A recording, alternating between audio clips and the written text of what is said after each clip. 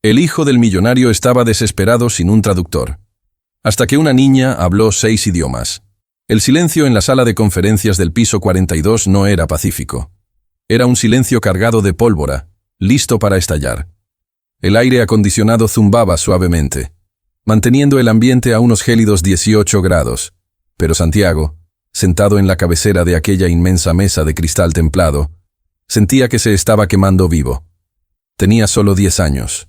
Sus pies, enfundados en zapatos de charol italiano, que aún le quedaban medio número grandes, ni siquiera tocaban el suelo con firmeza, colgando levemente de la silla de cuero ejecutivo, que hasta hace 3 semanas pertenecía a su padre.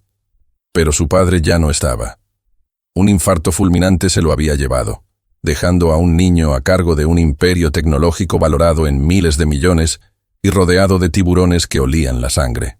Santiago apretó el smartphone contra su oreja con tanta fuerza que sus nudillos se pusieron blancos. Su otra mano, pequeña y temblorosa, se aferraba al borde de la mesa, como si fuera lo único que evitaba que cayera al abismo. «Contesta, por favor. Contesta», susurró, con la voz quebrada, sintiendo cómo las lágrimas de pánico amenazaban con arruinar su imagen de pequeño hombre de negocios. Al otro lado de la línea, solo se escuchaba el tono de llamada, una y otra vez, hasta que saltó el buzón de voz. El traductor oficial de la empresa, el hombre que debía ser su puente con los inversores japoneses, había desaparecido. No respondía mensajes, no respondía llamadas. Santiago estaba solo, totalmente solo. Frente a él, 3 hombres de negocios japoneses, impecables en sus trajes oscuros, intercambiaban miradas de impaciencia y desdén. El señor Tanaka, el líder de la delegación asiática, miró su reloj de oro, resopló con una mueca de disgusto y comenzó a recoger sus carpetas. Ese gesto fue como una puñalada en el estómago para Santiago. Si esos hombres cruzaban la puerta, la empresa de su padre se hundiría. Las acciones caerían en picada. Todo el legado familiar se convertiría en cenizas. A la derecha de Santiago, Gustavo, el asesor financiero y supuesta mano derecha de su difunto padre, observaba la escena, pero no había preocupación en sus ojos. Santiago, a pesar de su corta edad, pudo notar algo siniestro en la comisura de los labios de Gustavo. Una leve sonrisa, apenas disimulada. Gustavo se inclinó hacia el niño, invadiendo su espacio personal con un perfume caro y empalagoso. «Te lo dije, Santi», susurró Gustavo, con una voz falsamente paternal que erizaba la piel. «Esto es un juego de adultos. No debiste venir. Tu padre estaría decepcionado de verte hacer el ridículo así. Déjame hablar a mí. Firmaré la venta de la empresa, y podrás irte a casa a jugar con tus juguetes». «¡No!», replicó Santiago, tapando el micrófono del celular, aunque su voz temblaba. «Mi papá dijo que nunca vendiera. El traductor va a llegar. ¡Tiene que llegar!». «El traductor no va a venir, niño estúpido», siseó Gustavo, cambiando su tono a uno gélido y cruel. «¿Crees que es coincidencia? Nadie quiere trabajar para un huérfano incompetente. Ríndete». El señor Tanaka se puso de pie, golpeando suavemente la mesa con sus nudillos para llamar la atención. Habló en un japonés rápido y cortante, y aunque Santiago no entendía las palabras, el tono era universal. Se acabó. El niño sintió que el mundo se le venía encima. La desesperación lo paralizó. El miedo a fallarle a su padre era más fuerte que el miedo a esos hombres. Fue en ese preciso instante, cuando la derrota parecía absoluta, que el caos estalló. No fue un golpe en la puerta. Fue un estruendo. Las pesadas puertas dobles de vidrio de la sala de conferencias se abrieron de golpe, golpeando contra los topes de metal con una violencia que hizo saltar a todos los presentes. «¡Agárrenla! ¡Que no entre!», gritó una voz grave desde el pasillo. 2 guardias de seguridad, corpulentos y uniformados, irrumpieron en la sala, tropezando entre ellos. Pero algo más rápido, más pequeño y mucho más ágil, ya se les había adelantado. Era una niña. No tendría más de 11 años. Su apariencia era un choque visual tan violento contra la pulcritud de aquella sala corporativa que parecía un error en la realidad. Tenía el cabello enmarañado, como si llevara días sin ver un peine, lleno de polvo y nudos. Su rostro estaba manchado de hollín y grasa de motor, ocultando parcialmente unas facciones finas y tensas. Llevaba unos trapos marrones, una camiseta varias tallas más grande llena de agujeros y unos pantalones desgastados que terminaban en unos pies descalzos y sucios. La niña corrió como un animal acorralado, esquivando la mano de un guardia que intentó agarrarla del brazo. Se impulsó y, con una ferocidad impresionante, Se lanzó hacia la cabecera de la mesa, justo donde estaba Santiago. La escena se congeló, convirtiéndose en una pintura de contrastes brutales. A la izquierda Santiago, el príncipe heredero, con su traje blanco inmaculado, corbata de seda y el teléfono aún en la mano, con los ojos abiertos de par en par, paralizado por el shock. A la derecha, la niña de la calle, respirando agitadamente, con las manos sucias apoyadas con fuerza sobre la superficie blanca y brillante de la mesa, invadiendo el espacio sagrado de los negocios. Se inclinó agresivamente hacia Santiago, ignorando a los hombres poderosos que la rodeaban. La iluminación dramática de la sala, diseñada para intimidar, ahora resaltaba la suciedad bajo las uñas de la niña y el brillo de determinación salvaje en sus ojos oscuros. No había miedo en ella. Había urgencia. Había hambre. ¡Tú!, gritó la niña, señalando a Santiago con un dedo acusador, su voz ronca resonando en la sala acústica. «Diles a tus gorilas que me suelten o grito. Sé lo que están haciendo aquí». Los inversores japoneses retrocedieron, escandalizados, cubriéndose las narices como si la pobreza fuera una enfermedad contagiosa. El tiempo parecía haberse detenido. El choque de dos mundos, la opulencia extrema y la miseria absoluta, colisionando sobre una mesa de cristal.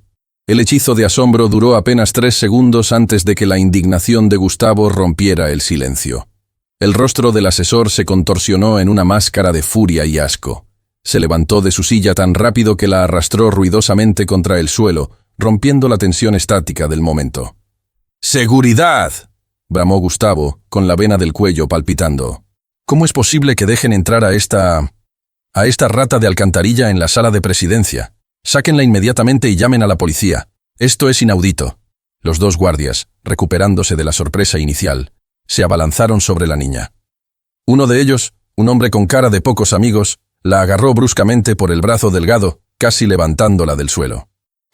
«Suéltame, animal», chilló ella, pataleando y tratando de morder la mano del guardia, pero la diferencia de fuerza era demasiada.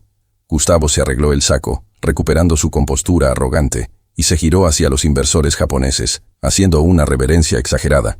«Señores, 1000 disculpas. Esto es lamentable», dijo Gustavo, lanzando una mirada venenosa hacia Santiago, aprovechando el caos para clavar el último clavo en el ataúd del niño. «Como pueden ver, la seguridad y la seriedad de esta empresa han desaparecido con el antiguo dueño. Este niño ha convertido el legado de su padre en un circo donde entran mendigos a interrumpir negociaciones de millones de dólares. ¿Realmente quieren hacer negocios con una administración que permite esto?» Santiago se encogió en su silla. Las palabras de Gustavo eran ácido puro. Quería gritar, quería ordenar que soltaran a la niña, porque le dolía ver cómo la trataban, pero su voz no salía. Se sentía pequeño, inútil. «Papá, perdóname», pensó, cerrando los ojos, esperando el final. El señor Tanaka, el inversor principal, observaba la escena con una frialdad absoluta. Mientras los guardias arrastraban a la niña hacia la salida, Tanaka se giró hacia sus colegas y murmuró algo en japonés, asumiendo con total arrogancia que nadie en esa sala, salvo sus propios compañeros, podría entenderle. «Kono kaisha wa owata, kodomo ga shacho de kojiki ga hairikomu, chikan no mudada, sasa tokaerou. Esta empresa está acabada. Un niño es el presidente y los mendigos entran como si nada. Es una pérdida de tiempo. Vámonos de una vez». Fue entonces cuando sucedió lo imposible.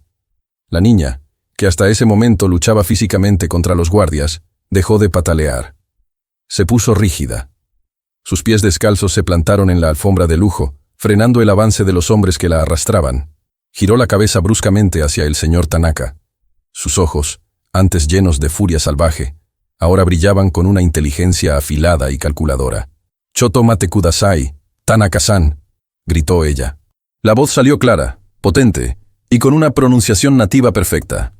El silencio que cayó sobre la sala fue sepulcral, mucho más pesado que al principio. Los guardias, confundidos por el cambio de tono y la autoridad en la voz de la niña, aflojaron el agarre instintivamente. El señor Tanaka se detuvo en seco, con la mano en el pomo de la puerta. Se giró lentamente, buscando el origen de esas palabras. No podía creer que hubieran salido de la boca de esa niña en harapos. La niña se soltó del agarre relajado de los guardias, se acomodó sus trapos con una dignidad que ninguna ropa de marca podría comprar, y caminó 2 pasos hacia el centro de la sala. Miró a Tanaka directamente a los ojos, sin bajar la mirada ni un segundo. «Anata ga soumou no wakate desu ga, Kosho mosesuni kaeru no wa. Anata no yona kashikoi bijine suman no suru koto de wa arimasen. Continuó ella en un japonés fluido, elegante y corporativo. Es libre de pensar eso, pero irse sin negociar no es algo que haría un hombre de negocios inteligente como usted. La mandíbula de Gustavo cayó hasta el suelo. Santiago, que estaba al borde de las lágrimas, se quedó petrificado, mirando a la niña como si fuera un ángel enviado del cielo, aunque pareciera salida del infierno de la pobreza. «Kimi wa dareda? ¿Quién eres tú?», preguntó Tanaka, visiblemente aturdido, olvidando por un momento la suciedad de la niña y enfocándose en la pureza de su dialecto. La niña no respondió a Tanaka inmediatamente. Se giró hacia Santiago. Por primera vez, sus miradas se conectaron de verdad. Santiago vio en ella un hambre atroz, pero no solo de comida. Vio desesperación, la misma que él sentía, pero canalizada en acción, no en miedo. «Oye, rico Macpato», dijo ella en español mirando a Santiago con intensidad, señalando su estómago. «No he comido en 2 días. Mi madre se está muriendo y necesito dinero para medicinas. Tu traductor no está. Yo hablo japonés, hablo inglés, hablo mandarín, francés, italiano y portugués». Se acercó de nuevo a la mesa, apoyando sus manos sucias sobre el cristal, manchándolo deliberadamente, desafiando a Gustavo con la mirada. «Tu asesor», señaló a Gustavo con desprecio, «quiere robarte la empresa. Lo sé porque entiendo lo que dice cuando habla en inglés por teléfono en el pasillo.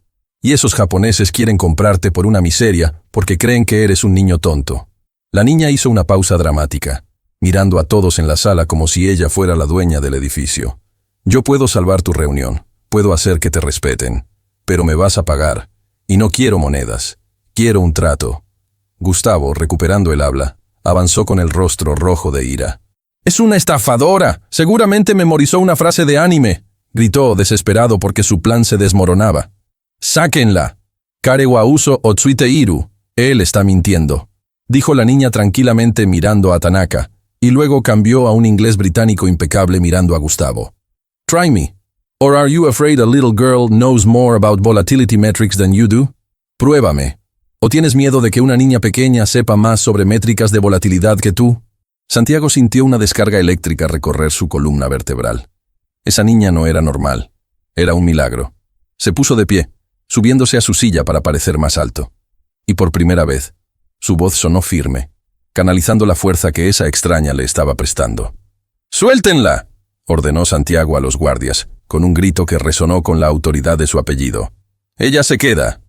Gustavo intentó protestar, pero Santiago levantó la mano, deteniéndolo. «Si ella puede hablar con ellos, ella es mi nueva traductora.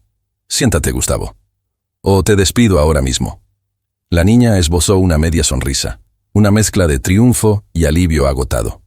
Se giró hacia Tanaka, quien la miraba ahora con curiosidad y respeto, algo que no había mostrado ni por el niño ni por el asesor. «Sa Kosho o Hajime Mashouka, Tanaka-san».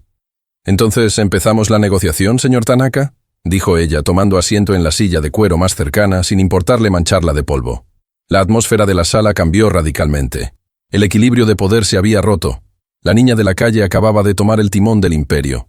La tensión en la sala ya no era de miedo, sino de una curiosidad eléctrica, casi tangible. El señor Tanaka volvió a sentarse, pero esta vez no se reclinó con desdén. Se inclinó hacia adelante, entrelazando los dedos sobre la mesa de cristal, sus ojos clavados en la niña, como si fuera un espécimen biológico nunca antes visto. Santiago, a su lado, apenas se atrevía a respirar. Sentía que el más mínimo movimiento podría romper el frágil milagro que estaba ocurriendo. Estrella, sentada en la silla de cuero que le quedaba enorme, no se amedrentó. Sus pies descalzos colgaban sin tocar el suelo, balanceándose nerviosamente, pero su rostro era una máscara de concentración absoluta. «Bien», dijo Tanaka en japonés, probando el terreno. «Si realmente eres la traductora, explícale a tu joven presidente que nuestra preocupación no es el liderazgo, sino la liquidez de los activos a corto plazo frente a la deuda de los proveedores en Taiwán». Santiago miró a la niña con pánico. Entendía dinero y deuda, pero liquidez de activos y Taiwán sonaban a un idioma extraterrestre para un niño de 10 años que prefería los videojuegos. Estrella no tradujo de inmediato. Miró los papeles desordenados frente a Santiago, agarró un bolígrafo Montblanc de oro que valía más que la casa de su madre, y garabateó algo en una servilleta de papel. Luego, miró a Santiago a los ojos. «Te está preguntando si tienes dinero real ahora mismo, O si todos son números imaginarios en una computadora, le dijo Estrella en español, simplificando la brutal complejidad financiera con una claridad pasmosa. Tienes que decirle que la fábrica de microchips en Monterrey ya está produciendo. Dile. La producción aumentó un 20% ayer. Santiago parpadeó, sorprendido. ¿Cómo sabes eso?, susurró. Leí los titulares del periódico financiero que usé para taparme del frío anoche. Dilo ya, ordenó ella entre dientes, dándole un puntapié por debajo de la mesa. Santiago se aclaró la garganta, irguiéndose. Señor Tanaka, la planta de Monterrey subió su producción un 20% ayer. Tenemos, liquidez. Estrella se giró hacia Tanaka, y sin titubear, disparó en japonés. Kaicho wa, Monterrey koyo no seisansei gaki no 20% koyo shita koto, o hosho shimasu. Ryudo sei wa mondai arimasen. Sapurai chien, sapuraichen, cadena de suministro, wa antei shiteimasu. El presidente garantiza que la productividad en Monterrey subió un 20% ayer. La liquidez no es problema, la cadena de suministro es estable. Tanaka alzó una ceja. La niña no solo había traducido, había utilizado el término técnico correcto para cadena de suministro, algo que incluso traductores adultos solían confundir. Gustavo, al otro lado de la mesa, estaba sudando frío. Se aflojó el nudo de la corbata. Su plan de presentar a Santiago como un niño inútil se estaba evaporando. Tenía que intervenir. Tenía que romper esa dinámica antes de que firmaran. «Excuse me, Mr. Tanaka», interrumpió Gustavo en un inglés rápido y agresivo, ignorando deliberadamente a la niña y a Santiago. «I think there is a misunderstanding. While the boy is enthusiastic, the numbers he is quoting are projected, not actual. The company is actually in a very fragile state, and perhaps a merger under my supervision would be safer for your investment». Gustavo sonrió con malicia hacia Santiago. Sabía que el niño hablaba inglés básico de escuela, pero no el inglés corporativo rápido y lleno de jerga legal. Quería confundirlo, hacerlo dudar, hacerlo llorar. Santiago miró a Gustavo, confundido por la velocidad de las palabras. El miedo volvió a sus ojos. «¿Qué dijo?», preguntó el niño a Estrella, con la voz temblorosa. Gustavo soltó una risita cruel. «Dije que eres un buen chico, Santi. Solo eso». Estrella golpeó la mesa con la palma de la mano abierta. El sonido seco resonó como un disparo. Se giró lentamente hacia Gustavo. Sus ojos oscuros brillaban con una furia fría. «You are a liar and a snake», dijo Estrella en un inglés británico perfecto, con una dicción tan clara que cortaba el aire. «Mr. Tanaka, this man is trying to devalue the company stock to buy it himself cheaply via a shell company. He just lied to you about the projections. The numbers are real. I saw the quarterly report in the trash can outside, looking for food. The profits are up 15%, not down». Gustavo se puso pálido como un cadáver. La boca se le abrió, pero no salió ningún sonido. «¿Qué?», balbuceó finalmente. «¿Tú leíste los informes? ¿En la basura?». Estrella no se detuvo. Giró hacia Tanaka, y para horror de Gustavo, cambió de idioma nuevamente. Esta vez al mandarín, sabiendo que el asistente de Tanaka era chino. «Chegen ren bukeshin. Tashian kupian nimen». Este hombre no es de fiar. Quiere engañarlos. El asistente chino susurró rápidamente al oído de Tanaka. El rostro del inversor japonés se endureció. Miró a Gustavo con una mezcla de decepción y severidad absoluta. Luego, miró a Santiago y, finalmente, a la niña sucia que acababa de desmantelar un golpe de estado corporativo en 3 idiomas. Tanaka sacó su pluma estilográfica. «Suficiente», dijo Tanaka en un español con fuerte acento, pero comprensible. «No me gustan los trucos, Gustavo-san. Me gustan los resultados. Y esta niña tiene más honor en su dedo meñique sucio que tú en todo tu traje caro». Tanaka empujó el contrato hacia Santiago. «Firma, niño, hacemos el trato, pero con una condición». Santiago, con el corazón latiéndole en la garganta, agarró el bolígrafo. «¿Cuál?», preguntó. Tanaka señaló a Estrella. «Ella revisa el contrato final. No confío en tu asesor. Confío en ella». Santiago miró a Estrella. Ella asintió levemente, aunque sus manos temblaban. No por miedo, sino por hambre. Santiago firmó. El trazo fue firme. En ese momento, dejó de ser un niño asustado y dio su primer paso como dueño. Gustavo se desplomó en su silla, derrotado, fulminando a la niña con una mirada que prometía venganza. La sala de conferencias se vació lentamente. Los inversores japoneses se despidieron con reverencias formales dirigidas, sorprendentemente, tanto a Santiago como a Estrella. Cuando la puerta se cerró tras el último ejecutivo, El silencio volvió a caer sobre la habitación, pero esta vez era un silencio agotado, pesado. Santiago soltó el aire que parecía haber estado conteniendo durante una hora. Se dejó caer en el respaldo de su enorme silla de cuero, sintiendo cómo la adrenalina abandonaba su cuerpo, dejándolo temblando. Estrella no se relajó. Al contrario, en cuanto desapareció la audiencia, su postura de ejecutiva feroz se derrumbó. Se agarró el estómago, doblándose ligeramente. El hambre, que había ignorado gracias a la adrenalina de la supervivencia, volvía a morderla con crueldad. Santiago se levantó y caminó hacia ella. Ya no la veía como una extraña sucia. La veía como a una salvadora, como a un superhéroe disfrazado de mendigo. «Oye», dijo Santiago suavemente, «eso fue increíble. Tú, ¿dónde aprendiste todo eso? ¿Eres una espía o algo así?» Estrella levantó la vista, sus ojos cansados. «En los libros, niño rico. Los libros que la gente tira. Los libros no te piden ropa nueva para enseñarte cosas». Santiago asintió, sintiéndose estúpidamente culpable por su traje blanco inmaculado. Metió la mano en el bolsillo interior de su saco y sacó una billetera de cuero grueso. Estaba llena de billetes de alta denominación. Dólares, euros, pesos. La abrió y se la extendió completa a Estrella. «Toma», dijo él, impulsivamente. «Tómalo todo. Es tuyo. Me salvaste la vida. Bueno, la empresa. Pero es lo mismo». Estrella miró el dinero. Sus ojos brillaron por un segundo, un instinto natural de supervivencia, pero luego se endurecieron. Cerró la billetera de un manotazo, empujándola hacia el pecho de Santiago. «No quiero tu caridad», espetó ella con orgullo herido. «No soy una limosnera. Trabajé. Fue un servicio. Pero dijiste que tenías hambre, que tu mamá estaba enferma», insistió Santiago confundido. Para él, el dinero solucionaba todo. No entendía por qué ella lo rechazaba. «Si salgo de aquí con ese fajo de billetes, la policía me detendrá en la esquina pensando que te lo robé», dijo Estrella con una amargura que envejeció su rostro 10 años. «O me asaltarán antes de llegar a la farmacia. El dinero no me sirve si no puedo gastarlo». Ella se acercó a la mesa, arrancó una hoja del bloc de notas de la empresa y escribió rápidamente una lista con una caligrafía temblorosa pero elegante. «Necesito esto», dijo, poniéndole el papel en el pecho a Santiago. «Son antibióticos fuertes, un inhalador especial, y comida. Comida de verdad, no basura. Latas, leche, pan. Cómpralo tú.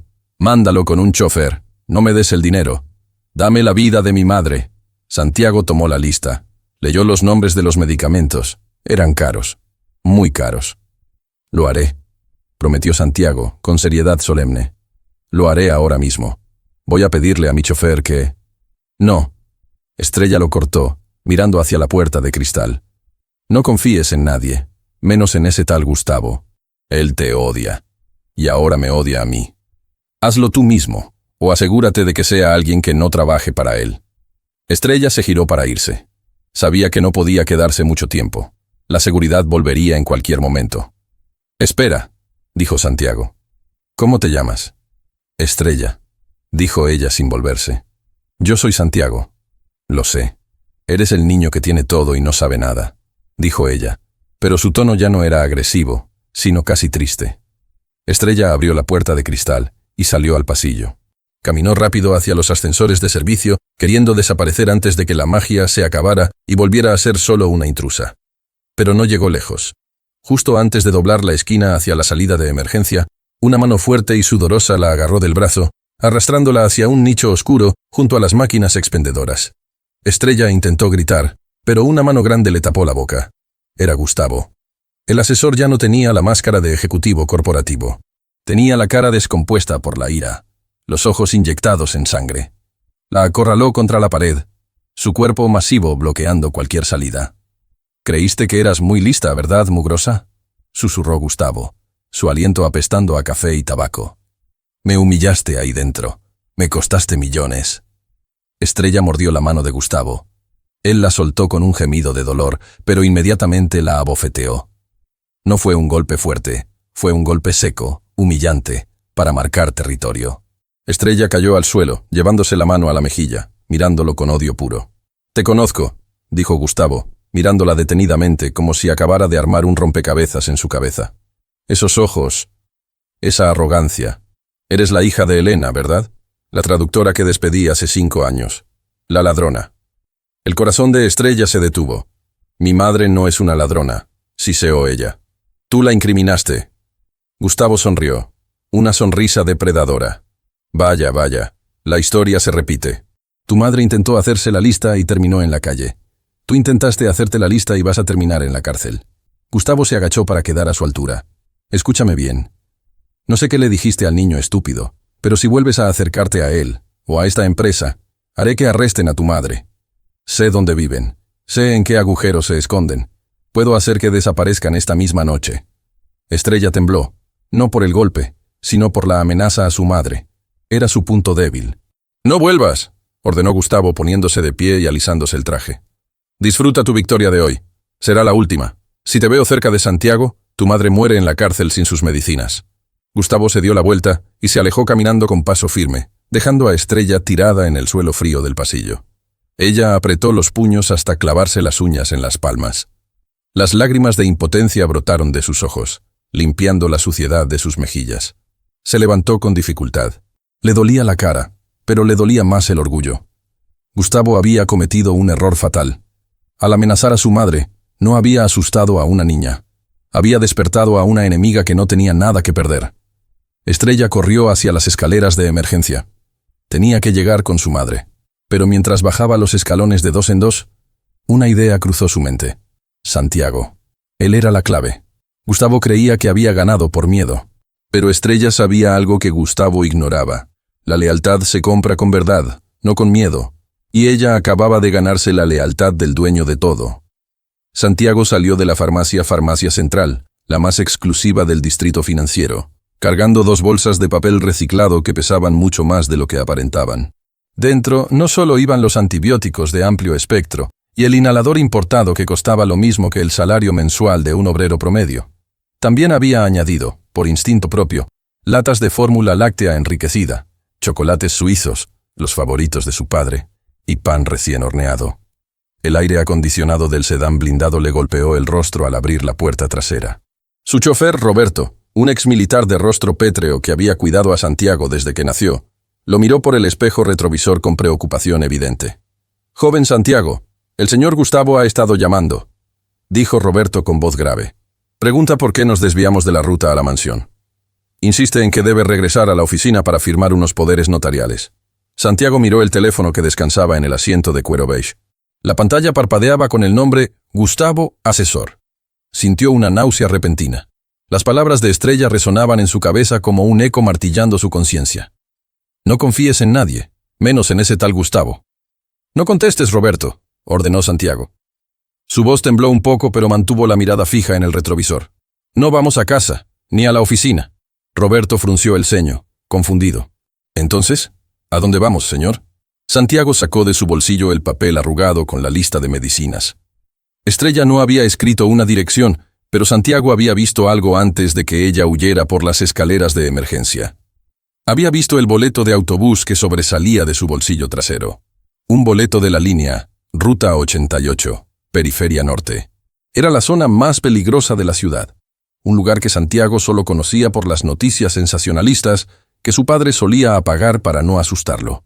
«Sigue a la Ruta 88», dijo Santiago tragando saliva. «Vamos al norte». «¿Al norte?» Roberto giró la cabeza, rompiendo el protocolo. «Joven, con todo respeto, el norte no es lugar para este auto, y mucho menos para usted». «Si el señor Gustavo se entera, Gustavo no es mi padre», gritó Santiago, sorprendiéndose a sí mismo por el estallido de ira. «Gustavo es un empleado. Yo soy el dueño. Arranca el auto ahora mismo o estás despedido». Roberto se quedó en silencio un segundo, sorprendido por la ferocidad del niño que siempre había sido dócil y tímido. Asintió lentamente, puso el auto en marcha y el motor V8 rugió suavemente. El viaje fue un descenso gradual al infierno. A medida que el auto dejaba atrás los rascacielos de cristal y acero del centro financiero, el paisaje se transformaba. Las avenidas amplias y arboladas dieron paso a calles estrechas llenas de baches. Los edificios modernos se convirtieron en bloques de cemento gris y finalmente en un mar interminable de casas de ladrillo sin pintar, techos de lámina oxidada y cables de electricidad colgando como telarañas negras sobre las calles. Santiago miraba por la ventana polarizada, fascinado y aterrorizado. Nunca había visto la pobreza de cerca. Veía perros famélicos escarbando en montañas de basura, niños jugando con neumáticos viejos en el barro, y gente con rostros cansados esperando autobuses que parecían no llegar nunca. «Ahí», susurró Santiago, señalando con el dedo. A 3 cuadras de distancia, caminando por una vereda rota, iba una figura pequeña. Llevaba los mismos trapos marrones. Caminaba rápido, con la cabeza baja, esquivando charcos. Era Estrella. «Detén el auto aquí», ordenó Santiago. «Joven, no puedo dejarlo bajar aquí. Esto es la cañada. Es territorio de nadie», protestó Roberto poniendo los seguros de las puertas. «No te pedí permiso», dijo Santiago quitándose el saco blanco de su traje. Se veía demasiado ostentoso. Se quedó en camisa y chaleco. Agarró las bolsas de la farmacia. «Espérame aquí. Si no vuelvo en 20 minutos, entonces llama a la policía». Pero no a Gustavo. Santiago desbloqueó la puerta manualmente y saltó al exterior antes de que Roberto pudiera detenerlo. El olor lo golpeó primero. Una mezcla de humedad, basura quemada y comida frita.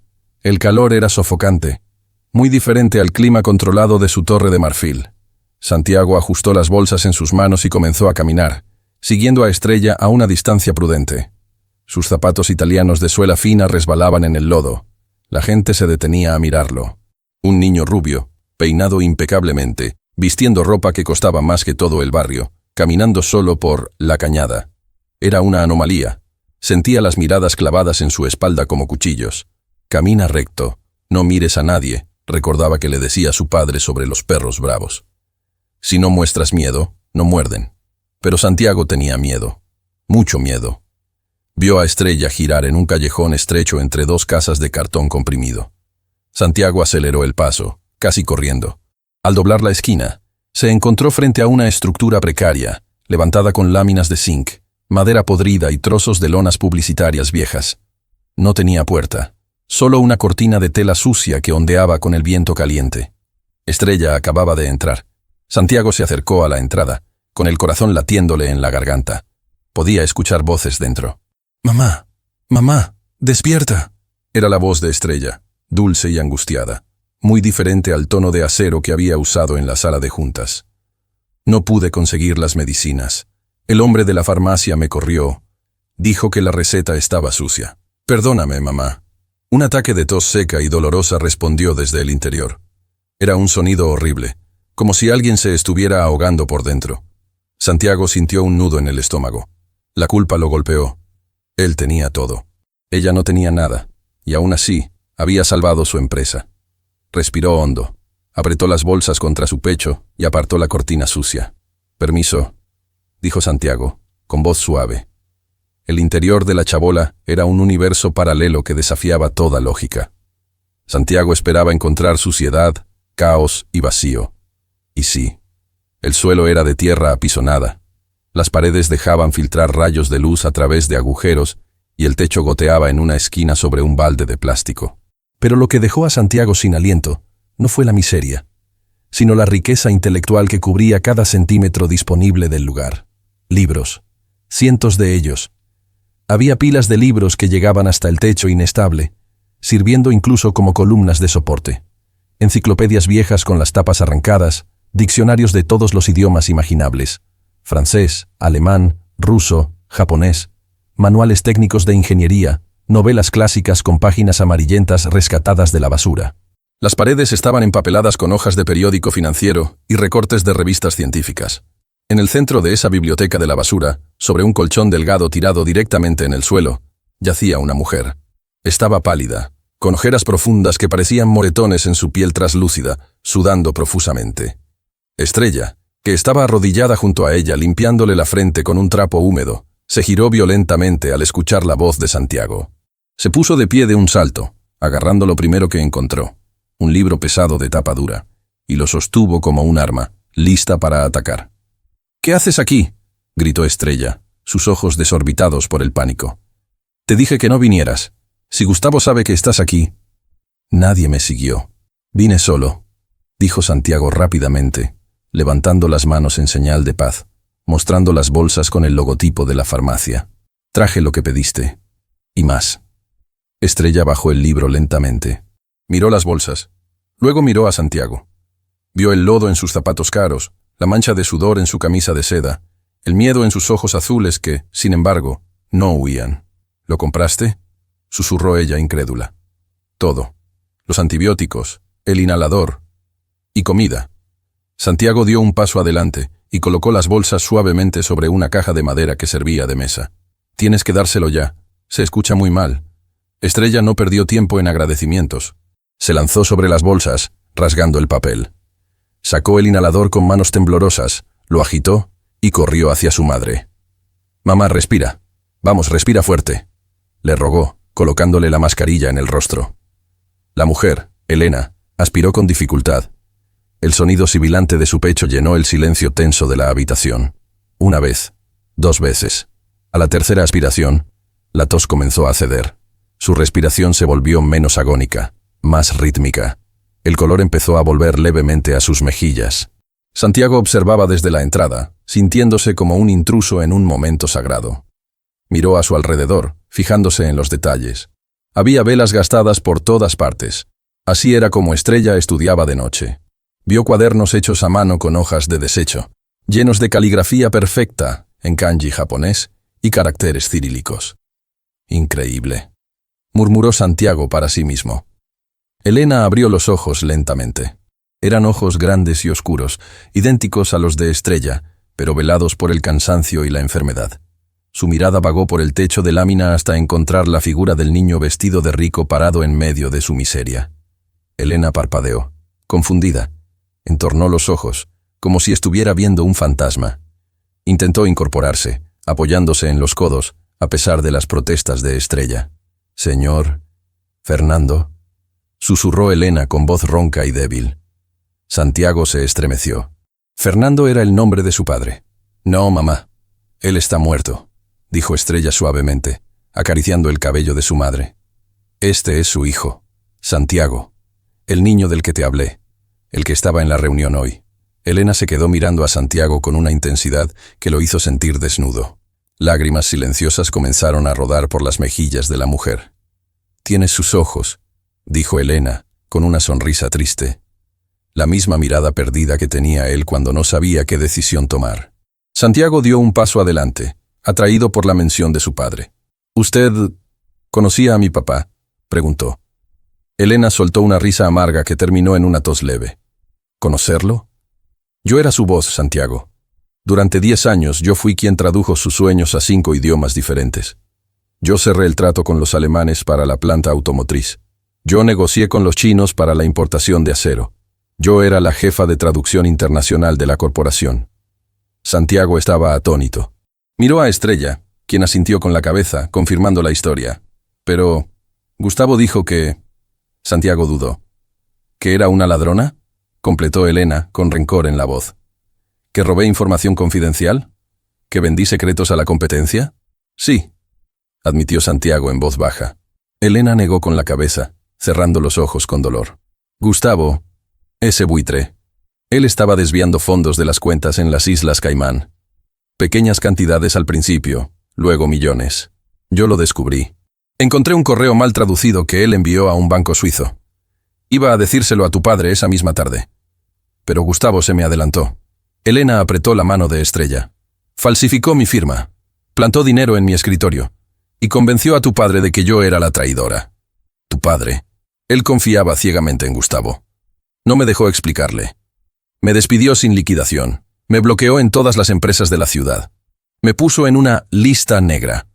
Perdí mi casa, mi seguro médico. Perdí todo. Pero no perdiste tu mente, interrumpió Estrella con fiereza. Y me enseñaste a mí. Todo lo que sé, lo aprendí de ella y de estos libros que rescatamos. Gustavo nos quitó el dinero, pero no pudo quitarnos lo que sabemos. Santiago miraba los libros apilados. Ahora todo tenía sentido. La genialidad de Estrella no era casualidad, era herencia. Era el legado de una madre brillante aplastada por la corrupción. ¿Mi papá... él nunca supo la verdad?, preguntó Santiago, sintiendo un peso enorme en el pecho. La imagen de su padre perfecto se estaba resquebrajando. Elena miró a Santiago con compasión.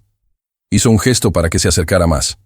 Metió la mano debajo de su almohada sucia y sacó algo envuelto en un pañuelo de tela. Tu padre no era malo, Santiago. Solo estaba ciego. Pero creo que, al final, Empezó a sospechar. Desempaquetó el objeto. Era una tablet vieja, con la pantalla agrietada, un modelo de hacía 5 años. 2 días antes de morir, tu padre vino a buscarme, reveló Elena. La declaración cayó como una bomba en la habitación. Estrella miró a su madre sorprendida. ¿Qué? ¿Vino aquí?, preguntó Estrella. Nunca me dijiste eso. No quería ilusionarte, dijo Elena tosiendo un poco. Vino en un auto discreto. Me pidió perdón. Dijo que había encontrado discrepancias en los libros contables que solo yo podría haber entendido. Me dio esta tablet. Dijo: Elena, aquí está todo. Los registros reales. Necesito que los traduzcas y encuentres dónde escondió Gustavo el dinero. Nadie más puede hacerlo. Elena extendió la tablet hacia Santiago. Iba a volver por ella el lunes, pero murió el domingo. Gustavo lo mató, Santiago. Tal vez no con una pistola, pero el estrés que le causó, o quizás algo peor. Gustavo sabe que esta tablet existe, por eso me odia, por eso nos persigue. Santiago tomó el dispositivo con manos temblorosas. Estaba frío y pesado. No era solo una tablet. Era el arma homicida y la prueba del delito al mismo tiempo. Aquí está la prueba, dijo Elena, mirándolo fijamente. Gustavo no solo robó dinero, robó mi vida, y ahora quiere robar tu futuro.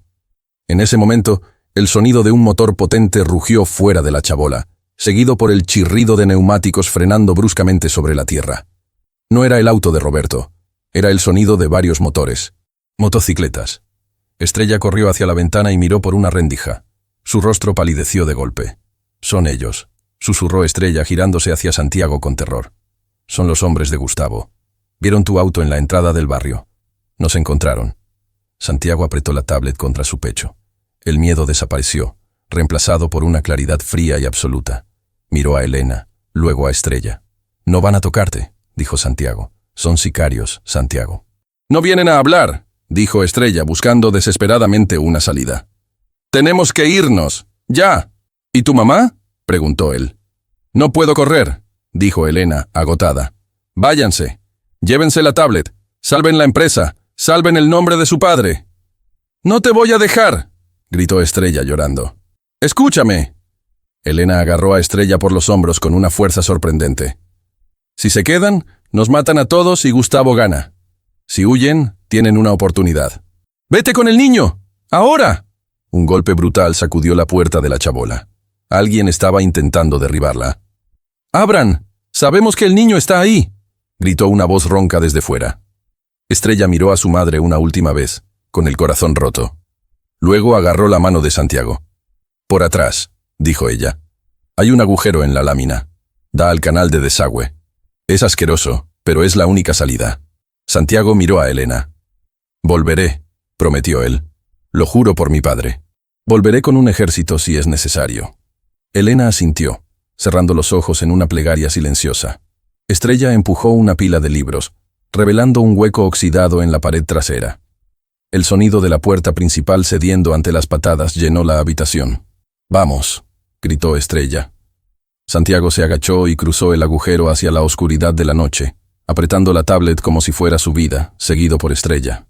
Justo cuando sus pies tocaron el barro del callejón trasero, escucharon el estruendo de la puerta principal cayendo y los gritos de los hombres invadiendo el hogar.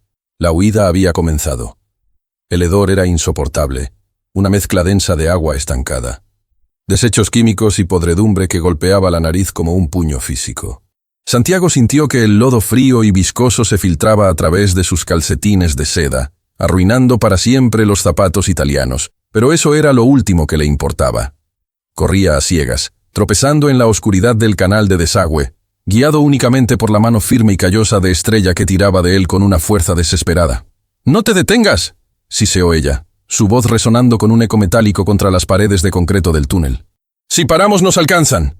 Arriba, a través de las rejillas de alcantarillado que filtraban la luz anaranjada de las farolas de la calle, se escuchaba el rugido de las motocicletas. Los motores aceleraban y desaceleraban, buscando. Voces agresivas gritaban órdenes. «¡Se metieron por aquí! ¡Busquen en las salidas del canal!», gritó uno de los hombres de Gustavo. Santiago resbaló. Su pie derecho pisó un objeto inestable bajo el agua negra y cayó de rodillas. El impacto fue doloroso, raspándose la piel contra el concreto áspero, pero su instinto fue proteger la tablet. La levantó por encima de su cabeza justo antes de que el agua sucia lo salpicara hasta el cuello. ¡Santiago! Estrella se detuvo en seco y regresó, agarrándolo de la camisa empapada. Levántate. ¿Estás herido? La tablet, jadeó él, temblando por el frío y la adrenalina. Está seca, no se mojó. Estrella lo miró, y en la penumbra del túnel, sus ojos brillaron con una mezcla de incredulidad y respeto. El niño rico no estaba llorando por su traje arruinado. Estaba protegiendo la única prueba que podía salvar a su madre. Ella lo ayudó a ponerse de pie.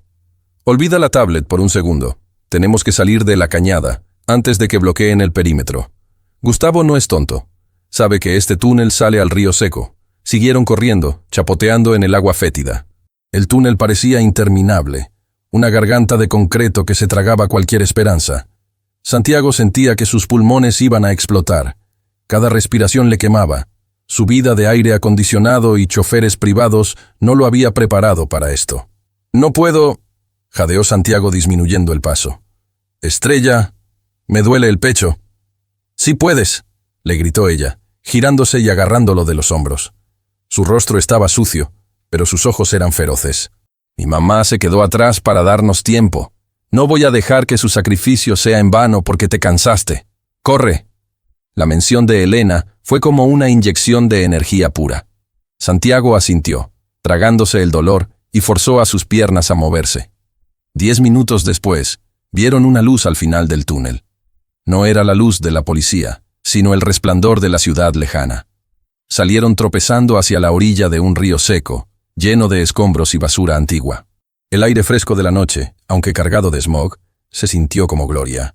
Se arrastraron hasta esconderse detrás de los restos de un coche oxidado, mimetizándose con la basura. Santiago se dejó caer contra el metal frío, abrazando la tablet contra su pecho. Estrella se sentó frente a él, abrazando sus propias rodillas, temblando violentamente. Fue entonces cuando la realidad la golpeó. Estrella soltó un sollozo ahogado, tapándose la boca con las manos sucias para no hacer ruido. «La dejé», susurró con la voz rota. «La dejé sola con ellos. Soy una cobarde. Debí quedarme y pelear». Santiago la miró. Vio a la niña que había humillado a un ejecutivo internacional hacía unas horas, ahora reducida a una pequeña figura temblorosa bajo la luz de la luna. Él se limpió el barro de la cara con la manga de su saco, dejando una mancha oscura en la tela blanca. Se acercó a ella, y torpemente puso una mano sobre su hombro. «No eres cobarde», dijo Santiago con firmeza. «Eres la persona más valiente que he conocido. Si te hubieras quedado, Gustavo tendría la tablet, y tú estarías...». No quiso terminar la frase. «Tu mamá sabía lo que hacía. Ella nos dio una misión». Estrella levantó la vista, con los ojos llenos de lágrimas. «Si algo le pasa, mataré a Gustavo. Lo juro». «No», dijo Santiago, y su voz sonó extrañamente adulta. «No lo mataremos. Lo destruiremos. Le quitaremos todo lo que le importa. Su dinero, su reputación, su libertad. Lo dejaremos sin nada, igual que él te dejó a ti». Santiago miró la tablet. Presionó el botón de encendido. La pantalla parpadeó y cobró vida, iluminando sus rostros sucios con una luz azulada fantasmal. El logo de la empresa de su padre apareció, seguido de un campo de contraseña biométrica y una opción de código numérico. «Maldición», murmuró Santiago. «Necesitamos su huella o un código». Estrella se secó las lágrimas con el dorso de la mano. Se inclinó hacia la pantalla. «Tu padre no usaba fechas de cumpleaños. Decía que era para gente perezosa», dijo Estrella, recordando las historias de su madre. Él amaba los acertijos. De repente, la pantalla cambió. El sistema de seguridad, al no detectar la huella, mostró una pregunta de recuperación. «¿Cuál es el idioma del silencio?». Santiago frunció el ceño.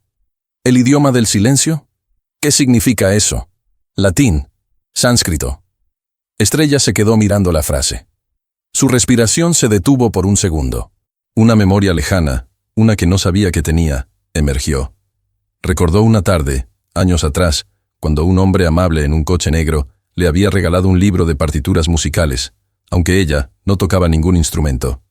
Le había dicho: «La música es el único idioma que no necesita traducción, pero el silencio es donde empieza la música». Ese hombre era el padre de Santiago. Ella no lo sabía entonces. «Música», susurró Estrella. «No, espera, es algo más específico». Ella tecleó en el teclado virtual. «MUSICA». Error. «Piensa, Estrella, piensa». se dijo a sí misma golpeándose la sien. Mamá decía que tu padre estaba obsesionado con la ópera. Sí, dijo Santiago. Escuchaba a Puccini todo el día. Nessun dorma. Eso es. Estrella borró el texto y escribió rápidamente. VINCERO. Venceré. La pantalla se puso verde. Acceso concedido. Santiago miró a Estrella con la boca abierta. ¿Cómo sabías? Luego te explico, dijo ella, con el corazón latiéndole a 1000 por hora. La pantalla principal se abrió. No había aplicaciones de juegos ni redes sociales. Solo había 3 carpetas. Una decía, contabilidad real. Otra decía, pruebas Gustavo. Y la tercera, la que hizo que el corazón de Santiago se detuviera, decía, para Santiago y Estrella. ¿Mi nombre? Preguntó Estrella, acercándose tanto que su cabeza tocó la de Santiago. ¿Por qué está mi nombre ahí? Santiago, con el dedo tembloroso, tocó la carpeta. Se abrió un archivo de video. En la pantalla apareció el padre de Santiago. Se veía cansado, pálido, sentado en su escritorio de caoba. Llevaba la misma corbata que tenía puesta el día de su funeral. «Hola, hijo». «Hola, Estrella», dijo el hombre en el video. Su voz era cálida pero triste. «Si están viendo esto juntos, significa que ya no estoy, y que lo peor ha sucedido». Gustavo ha hecho su movimiento. Santiago soltó un sollozo involuntario. «Santi, perdóname por dejarte tan pronto con tanta carga, pero no te dejé solo, te dejé una hermana». El padre miró a la cámara, como si mirara directamente a los ojos de Estrella. «Estrella, sé que Elena te ha dicho que soy un extraño, pero he estado ahí. Pagué tus escuelas, tus libros, tus médicos, siempre desde las sombras para que Gustavo no te rastreara. Tu inteligencia es un regalo, hija. Eres la mente más brillante que he visto. Y Santi, tú tienes el corazón más noble. Solos, Gustavo los comerá vivos. Pero juntos son invencibles. La mente y el corazón. Esa es la verdadera herencia que les dejo». El video terminó con una instrucción. Los archivos en la carpeta roja destruirán a Gustavo. Pero están encriptados con un código políglota que diseñé solo para ti, Estrella. Úsalo, recuperen la empresa y cuiden a Elena. La pantalla se fue a negro. El silencio bajo el puente fue absoluto, roto solo por el sonido lejano de las sirenas. Santiago y Estrella se miraron. Ya no eran 2 extraños de mundos opuestos. El video había borrado la línea entre rico y pobre. Ahora eran huérfanos de la misma tragedia, unidos por un mandato desde la tumba. «Él sabía», murmuró Estrella tocando la pantalla fría. «Él pagó mis libros. No los encontramos en la basura. Mamá los ponía ahí para que yo creyera que era suerte. Para protegerme del orgullo». Santiago se limpió las lágrimas. Su rostro, manchado de lodo, tenía una nueva dureza. Se puso de pie. «Roberto está fuera», dijo Santiago. «No tenemos auto. No tenemos dinero en efectivo. Dejé mi billetera en el coche. Estamos sucios y nos buscan. Pero tenemos esto». Levantó la tablet. «¿Cuál es el plan, hermana?», preguntó Santiago.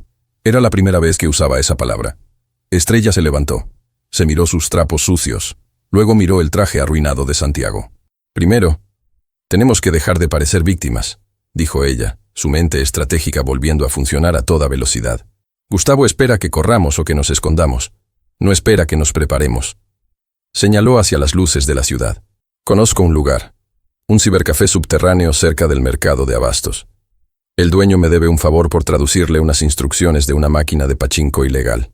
Ahí podremos limpiar esto, cargar la batería y descifrar el código». «¿Y luego?», preguntó Santiago. «Luego, vamos a interrumpir otra reunión», dijo Estrella con una sonrisa peligrosa. «Pero esta vez no voy a pedir comida. Voy a pedir su cabeza».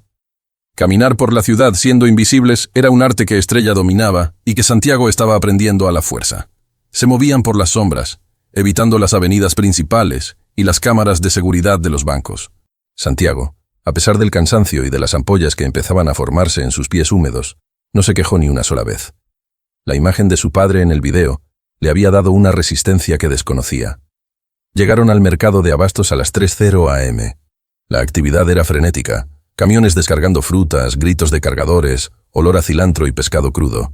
Era el camuflaje perfecto.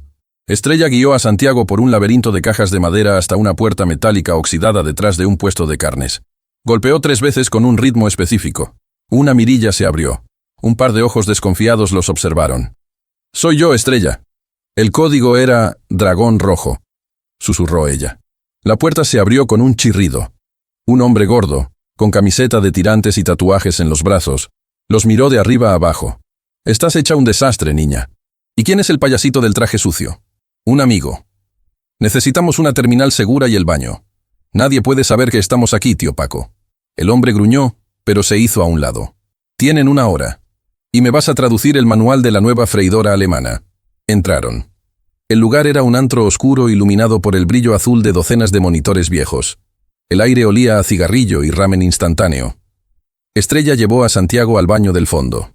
Era pequeño y sucio, pero tenía un lavabo y un espejo. Santiago se miró en el espejo roto. Apenas se reconocía. El barro se había secado en su cara como una máscara de guerra. «Quítate eso», dijo Estrella, señalando el saco y la corbata. «Llamas demasiado la atención. Tío Paco tiene ropa olvidada en una caja. Te buscaré algo». Mientras Santiago se lavaba la cara con agua fría, tratando de quitarse la mugre y el miedo, Estrella volvió con una sudadera gris con capucha y unos jeans gastados que le quedarían grandes, pero que lo harían pasar desapercibido. «Ponte esto», le dijo, lanzándole la ropa. «Y tira esos zapatos. Te conseguí unas zapatillas viejas». Santiago se cambió en silencio. Al ponerse la sudadera y subirse la capucha, sintió una extraña liberación. El peso del apellido desapareció junto con el traje. Ahora era solo Santiago. Salieron del baño y se sentaron frente a la computadora más alejada de la entrada. Estrella conectó la tablet con un cable USB que sacó de un cajón sin pedir permiso. «Bien», dijo ella, tronándose los dedos. «Vamos a ver qué nos dejó tu padre». Abrieron la carpeta «Pruebas Gustavo». Inmediatamente, una ventana emergente bloqueó el acceso. Encriptación de nivel 5. Clave de acceso. El hombre que tiene 1000 lenguas pero no puede hablar. Santiago leyó el acertijo. ¿El hombre que tiene 1000 lenguas? ¿Un mudo? ¿Un político? Estrella negó con la cabeza, sus ojos escaneando la pantalla. Demasiado obvio. Tu papá dijo que era un código políglota. Lengua no significa órgano físico, significa idioma. O algo que tiene lenguas, lengüetas. Zapatos, dijo Santiago. Los zapatos tienen lengüetas. 1000 zapatos. No tiene sentido. Piensa en idiomas. ¿Qué cosa contiene muchos idiomas pero no tiene voz propia? Se quedaron en silencio un momento. El zumbido de los ventiladores de las computadoras llenaba el espacio. «Un libro», dijo Santiago. «No, un diccionario», corrigió Estrella, sus ojos iluminándose. «Un diccionario tiene miles de lenguas, pero no habla». Ella escribió, «Diccionario, error, maldición, tiene que ser en otro idioma. Tu papá sabía que yo hablo 6. Probemos en todos». Escribió, «Dictionary», inglés. Error. «Dictionnaire», francés. Error. «Wörterbuch», alemán. Error. «Guisho», japonés. Error. «Nos queda un intento antes de que se bloquee por 1 hora», dijo Santiago con pánico en la voz. «Faltan 3 horas para la junta. Si se bloquea, estamos muertos». Estrella cerró los ojos. Trató de pensar como el padre de Santiago. Él la había observado desde lejos. Sabía que ella era inteligente, pero también sabía de dónde venía. Sabía que su madre, Elena, amaba las lenguas muertas, las raíces de todo. «No es un idioma moderno», murmuró Estrella. «Es la raíz, el origen». «¿Latín?», sugirió Santiago. «No, griego antiguo. La palabra para glosario, o colección de palabras». Estrella abrió los ojos. Sus manos volaron sobre el teclado. «Lexicon». Presionó Enter. La barra de carga se llenó de verde. «Acceso autorizado». «Eres una genio», exclamó Santiago, abrazándola impulsivamente. Estrella se puso rígida por un segundo, no acostumbrada al contacto físico, pero luego se relajó levemente. «No celebres todavía. Mira esto». La pantalla se llenó de documentos.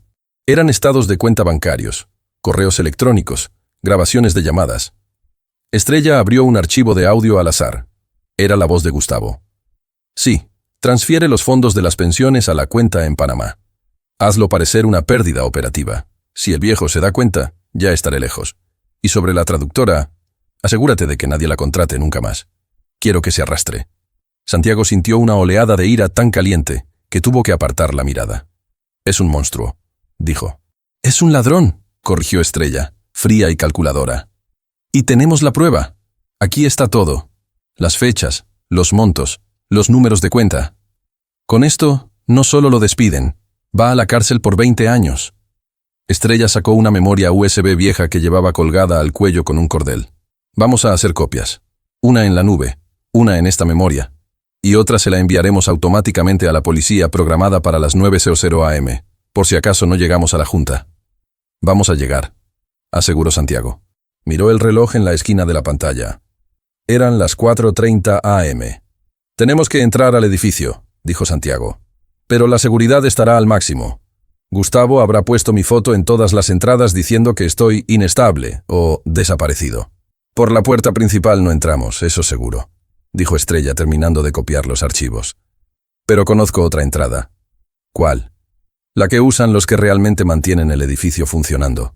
La basura, la limpieza, los invisibles. Estrella se giró hacia Santiago. Lo miró con su sudadera vieja y sus jeans sucios. Ya no pareces un CEO, Santiago. Pareces uno de nosotros. Eso es bueno. ¿Por qué? Porque nadie mira a la cara al personal de limpieza. Para gente como Gustavo, somos muebles. Vamos a usar eso a nuestro favor. Santiago asintió. Entendía el plan. Iban a infiltrarse en su propia empresa, disfrazados de lo que Gustavo más despreciaba, la clase trabajadora. «Tío Paco», gritó Estrella. «Necesito 2 uniformes azules. Talla, niño. Y un carrito de limpieza». El hombre gordo desde el mostrador levantó un pulgar sin mirar atrás. «Están en el cuarto de atrás. Pero me deben el doble». Santiago y Estrella se miraron. Estaban cansados, sucios y perseguidos. Pero tenían el arma más poderosa del mundo en una memoria USB de plástico barato. La transformación estaba completa. El niño asustado y la niña resentida habían muerto en ese túnel. Ahora eran socios y iban a la guerra.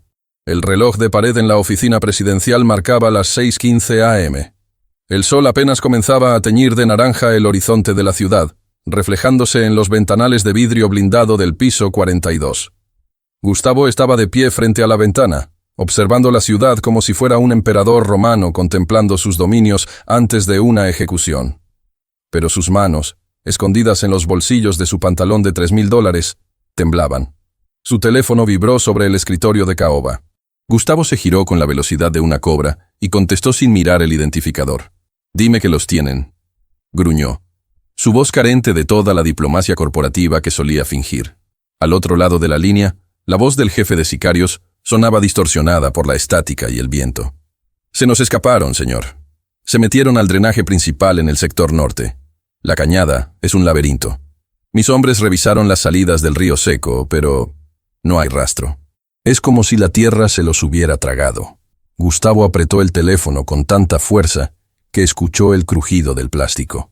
«2 niños», susurró, con una furia fría y venenosa. «¿Me estás diciendo que un ejército de hombres armados no pudo contra un niño mimado y una mendiga mugrienta? La niña conoce el terreno, señor. Es una rata de alcantarilla. Y el niño no se separó de ella». «No me importan las excusas», gritó Gustavo, golpeando el escritorio. «Escúchame bien. La junta directiva empieza en 3 horas. Si ese niño aparece aquí, si pone un pie en el edificio con esa tablet, tú y tus hombres desearán haber muerto en ese drenaje». Colgó la llamada y la respiración se le aceleró. Se aflojó la corbata. Estaba sudando. Caminó hacia el espejo del baño privado. Se lavó la cara con agua helada. Al levantar la vista, su reflejo le devolvió una mirada de pánico. «Cálmate», se dijo. «Son solo niños. Están sucios, asustados y solos. No pueden entrar aquí. Tengo seguridad en el lobby. Tengo guardias en los ascensores. Nadie entra sin tarjeta». Tomó el intercomunicador. «Jefa de seguridad. Quiero código rojo en todas las entradas. Si ven a Santiago, no lo dejen subir. Digan que está enfermo, que es inestable. Llévenlo al cuarto de contención en el sótano 2. Y si ven a la niña...» Gustavo hizo una pausa, sus ojos oscureciéndose. «Si ven a la niña, asegúrense de que nadie la vea salir». A 50 pisos de profundidad en el muelle de carga del edificio, el mundo olía a diésel quemado y basura compactada. Un camión de lavandería industrial acababa de estacionarse, soltando un soplido de frenos de aire. Detrás de una pila de palets de madera, 2 figuras observaban. Santiago se ajustó la gorra azul del uniforme de limpieza que le quedaba 2 tallas grande. Los pantalones de trabajo, manchados de grasa, manchas reales que tío Paco no se molestó en lavar, arrastraban un poco por el suelo. Se sentía ridículo, pero al mismo tiempo, extrañamente invisible. Recuerda la regla número 1. susurró Estrella a su lado. Ella llevaba un uniforme idéntico, pero había recogido su cabello enmarañado dentro de la gorra, lo que resaltaba sus pómulos afilados y sus ojos inteligentes. Bajar la cabeza, respondió Santiago. No hacer contacto visual. Exacto. Para ellos, no somos personas, somos herramientas. Somos como la aspiradora o el trapeador. Si los miras a los ojos, rompes la ilusión y te verán la cara. Si miras al suelo y sigues trabajando, eres invisible. Estrella empujó un carrito de limpieza de metal cromado hacia él. Estaba lleno de botellas de químicos, rollos de papel higiénico y bolsas de basura negras. Toma el carrito, camina con ritmo, como si ya estuvieras cansado de trabajar aunque acabes de llegar. Eso lo hace más creíble. El conductor del camión de lavandería bajó de la cabina, con una lista en la mano, y comenzó a discutir con el guardia de seguridad del muelle. «¡Vamos, hombre! ¡Llego tarde! ¡Abre la pluma!», gritaba el conductor. «Es mi oportunidad», dijo Estrella. «Pégate al camión. Entraremos por el punto ciego del guardia». Santiago tragó saliva, sus manos sudando sobre el manillar frío del carrito de limpieza. Su corazón latía tan fuerte que temía que retumbara en el muelle de carga. Él era el dueño de todo ese edificio. Su nombre estaba en la placa de bronce de la entrada principal. Y sin embargo, tenía que colarse por la puerta de la basura como un ladrón. Corrieron agachados, empujando el carrito, aprovechando que el guardia se había girado para firmar el recibo del conductor. Se deslizaron por el estrecho espacio entre el camión y la pared de concreto. El olor a basura rancia era intenso. Santiago contuvo la respiración. Llegaron a la puerta de servicio. Estaba cerrada con un lector de tarjetas. «Mierda», susurró Santiago. «Necesitamos pase». Estrella no se inmutó. Buscó en los bolsillos de su uniforme prestado. Tío Paco no solo les había dado ropa, les había dado las herramientas del oficio. Sacó una tarjeta blanca, vieja y desgastada, con una banda magnética rayada. «Paco clonó esto hace años para venir a usar el baño del lobby», dijo ella con una media sonrisa. «Esperemos que no hayan cambiado el sistema». Deslizó la tarjeta. La luz del lector parpadeó en rojo. Santiago sintió que se le helaba la sangre. «No funciona». «Espera». Estrella lamió la banda magnética, un truco callejero para limpiar la suciedad, y la pasó de nuevo, esta vez más lento. El lector parpadeó en amarillo, y luego en verde. Un clac metálico liberó la cerradura. «Estamos dentro», dijo Estrella, empujando la puerta con el hombro. Entraron en un pasillo largo, iluminado por tubos fluorescentes que zumbaban. Las paredes eran de color crema institucional, rayadas por el paso de cientos de carritos como el suyo. De repente, una puerta lateral se abrió de golpe, y salió un hombre corpulento con uniforme de supervisor de mantenimiento. Casi choca con Santiago. Santiago se congeló. Levantó la vista por instinto, olvidando la regla número 1. Sus ojos azules se encontraron con los del supervisor. El hombre frunció el ceño, mirándolo con sospecha. «Oye, tú no eres del turno de la mañana. ¿Quién eres?», preguntó el supervisor, dando un paso hacia adelante, bloqueándoles el paso. «¿Y dónde está Martínez?». Estrella reaccionó en una fracción de segundo. Se interpuso entre Santiago y el hombre, adoptando una postura sumisa, encogiendo los hombros y bajando la voz. «Disculpe, jefe», dijo Estrella con un acento de barrio exagerado. «Martínez se enfermó del estómago. Ya sabe, los tacos de la esquina. Nos mandó la agencia de reemplazo. Somos nuevos. No nos reporte, por favor. Necesitamos el día». El supervisor miró a Estrella, luego a Santiago, quien rápidamente bajó la cabeza y comenzó a frotar una mancha imaginaria en el manillar del carrito con un trapo sucio. El hombre resopló, mirando su reloj. «Maldita agencia, siempre mandando niños. Bien, no me importa quiénes son mientras limpien el desastre del piso 40. Alguien derramó café en la alfombra del pasillo ejecutivo y la junta empieza en 2 horas. Suban ya. Y usen el montacargas B. El A está reservado para los socios». «Sí, jefe. Gracias, jefe», dijo Estrella, empujando a Santiago hacia adelante. Se alejaron rápido. Cuando doblaron la esquina, Santiago soltó el aire. «Casi me da un infarto», susurró. «Lo hiciste bien», dijo Estrella, aunque ella también estaba pálida. «Limpiaste esa mancha imaginaria con mucho estilo. Ahora, vamos al piso 42. Tenemos una cita con el destino».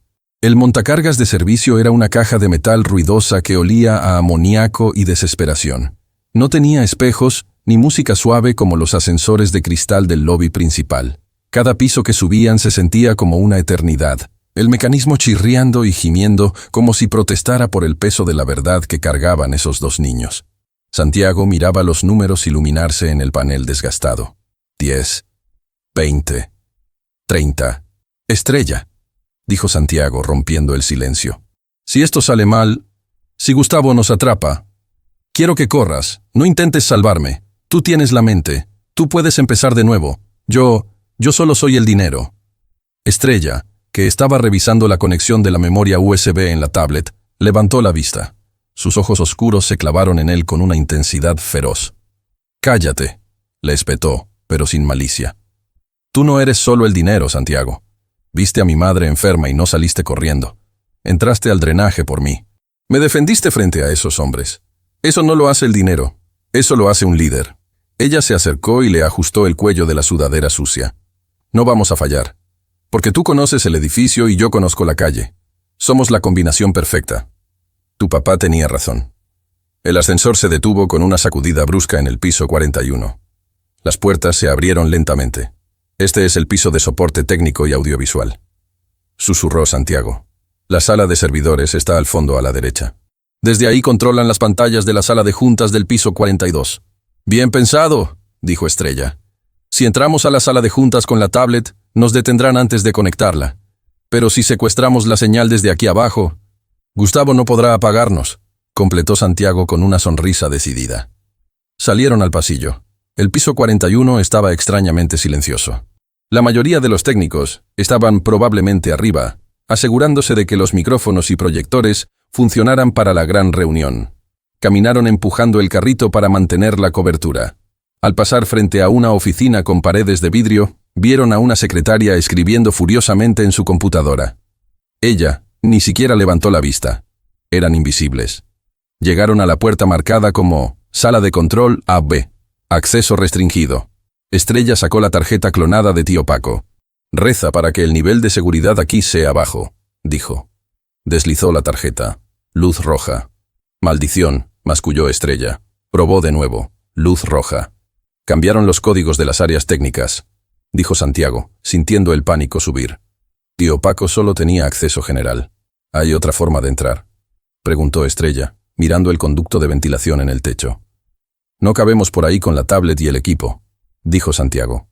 «Espera». Santiago miró el teclado numérico junto al lector de tarjetas. Recordó algo. Cuando era más pequeño, a veces se escapaba de la oficina de su padre y venía a jugar videojuegos con el jefe de sistemas, un hombre llamado Beto. Beto siempre usaba el mismo código para todo. Decía que era la fecha del lanzamiento del primer Mario Bros. «Déjame intentar», dijo Santiago. Se acercó al teclado. Sus dedos flotaron sobre los números. ¿Cuál era la fecha? 1985. Septiembre. 13.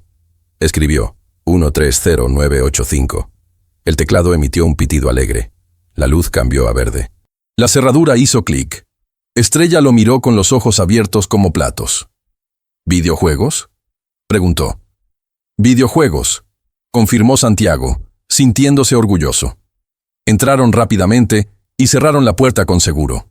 La sala estaba oscura, iluminada solo por docenas de monitores que mostraban diferentes ángulos del edificio. Y ahí estaba, en la pantalla central, la transmisión en vivo de la sala de juntas del piso 42. La reunión ya había comenzado. La enorme mesa de cristal estaba llena. Hombres y mujeres de trajes oscuros, los accionistas mayoritarios, escuchaban con rostros serios. Al frente, de pie junto a una pantalla gigante que mostraba gráficos financieros falsos, estaba Gustavo. Santiago se acercó a la consola de audio y subió el volumen. La voz de Gustavo llenó la pequeña sala de control. «Y es con un corazón pesado que debo informarles sobre la situación de Santiago», decía Gustavo, con una actuación digna de un Oscar. Se secó una lágrima falsa. La muerte de su padre ha sido demasiado para él. Los médicos confirman que ha sufrido un brote psicótico. Está inestable. Ha huido de casa. Se ha juntado con delincuentes en los barrios bajos. Los accionistas murmuraron, preocupados. «¡Mentiroso!», gritó Santiago a la pantalla, apretando los puños. «Por lo tanto», continuó Gustavo alzando la voz para recuperar el control, «como albacea testamentario y para proteger el legado de esta empresa, solicito a esta junta que vote para declararlo incapacitado legalmente y me transfiera el control total de las acciones y la presidencia ejecutiva de forma permanente». Va a hacerlo, dijo Estrella, tecleando furiosamente en la terminal principal de la sala. Va a robarte la empresa en los próximos 2 minutos. Conecta la tablet, ordenó Santiago, asumiendo el mando. ¿Puedes entrar al sistema de proyección? El sistema tiene un firewall, dijo Estrella, mordiéndose el labio. Necesito tiempo. No tenemos tiempo. Mira. En la pantalla, el señor Tanaka levantó la mano. Gustavo-san, dijo Tanaka. Antes de votar, quisiera saber por qué las cuentas de la filial en Suiza muestran movimientos ayer por la noche. Movimientos que no cuadran con sus informes. Gustavo palideció visiblemente en la pantalla, pero se recuperó rápido. Oh, Tanaka-san, debe ser un error de conversión de moneda. Se lo aseguro, todo está en orden. Por favor, procedamos a la votación. Levanten la mano los que estén a favor de la transferencia de poder. Varios accionistas comenzaron a levantar la mano lentamente, dudosos pero intimidados por Gustavo. «Estrella», urgió Santiago. «Ya casi», gritó ella. Sus dedos volaban. «Necesito una contraseña de administrador para anular su presentación». Santiago miró la consola. No sabía la contraseña de administrador. Beto ya no trabajaba allí. «No la sé», gritó Santiago desesperado. «Entonces improvise», gritó Estrella. «Tenemos que detener esa votación físicamente». Santiago miró los monitores. Vio el pasillo fuera de la sala de juntas. Estaba custodiado por 2 guardias armados. «Si subimos, nos detendrán en la puerta», dijo Santiago. «No si entramos por donde nadie espera», dijo Estrella, señalando un plano del edificio pegado en la pared. «Mira, detrás de la pantalla de proyección de la sala de juntas. Hay un pasillo de mantenimiento para cambiar las bombillas del proyector trasero. Conecta con esta sala por la escalera de caracol de emergencia». Santiago miró la escalera de metal en la esquina de la sala de control que subía hacia la oscuridad. «Saldremos literalmente detrás de Gustavo», dijo Santiago, entendiendo el plan. «Exacto, como fantasmas», dijo Estrella. «Toma la tablet. Yo llevo el micrófono inalámbrico de esta consola. Si no podemos proyectar el video, al menos haremos que se escuche la verdad». Santiago agarró la tablet con las pruebas. Estrella tomó un micrófono de mano y lo encendió, sincronizándolo con el sistema de audio de la sala de arriba. «Vamos», dijo ella. Subieron la escalera de caracol corriendo, haciendo ruido metálico con cada paso. El corazón de Santiago iba a 1000 por hora. Arriba, la votación estaba a punto de concluir. Gustavo estaba a segundos de ganar. Llegaron a la pequeña puerta oculta detrás de la pantalla de proyección. Escuchaban la voz de Gustavo a través de la pared delgada. «Agradezco su confianza. Con esto, declaro cerrada la votación y...» Santiago miró a Estrella. Ella asintió. Él pateó la puerta oculta con todas sus fuerzas. El panel se abrió hacia adentro de la sala de juntas, rompiendo la pantalla de proyección de tela desde atrás. Gustavo, que estaba parado justo delante de la pantalla, se giró asustado por el ruido de la tela rasgándose. De la rotura, como si nacieran de la misma pantalla, surgieron 2 figuras. Un niño con gorra de limpieza y una niña con uniforme sucio. La sala entera ahogó un grito. Santiago se arrancó la gorra y la tiró al suelo. Su cabello rubio estaba sucio, su cara manchada, pero su mirada era la de su padre. Gustavo retrocedió, tropezando con sus propios pies, como si hubiera visto a un muerto. «La votación no se cierra», gritó Santiago, su voz amplificada por el micrófono que Estrella sostenía. «Porque el dueño ha llegado». El silencio que siguió fue absoluto, roto solo por el zumbido del micrófono. Todos los ojos estaban fijos en el niño sucio que acababa de romper la realidad corporativa. La batalla final había comenzado. El caos estalló en la sala de juntas como una granada de fragmentación. «¡Seguridad!», bramó Gustavo, su rostro pasando del blanco pálido a un rojo violento en cuestión de segundos. Señaló a los 2 niños con un dedo tembloroso. «¡Son terroristas! ¡Han saboteado la reunión! Sáquenlos y disparen si es necesario». 2 guardias de seguridad, que habían estado apostados junto a la puerta principal, corrieron hacia el frente de la sala, desenfundando sus armas taser.